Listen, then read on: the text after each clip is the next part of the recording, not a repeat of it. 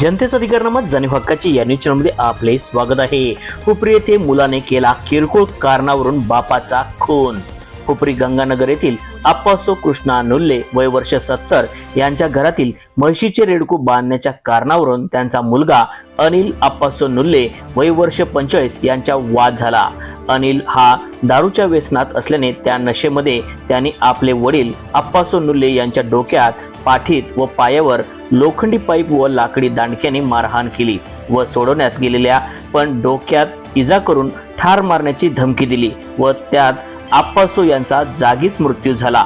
यामध्ये आरोपी अनिल यांना कलम 340 भारतीय दंड संहित 103(1), 351(3), 352 प्रमाणे गुन्हा दाखल झाला असून आरोपीला पोलिसांनी अटक केली असून अधिक तपास पोलीस निरीक्षक सरगर, पोलीस सहाय्यक कोळपे करत आहेत। सदर आरोपी हा पहिल्या बायकोच्या प्रकरणामध्ये जामिनावर होता, त्यांच्यावर पहिला गुन्हाही दाखल आहे।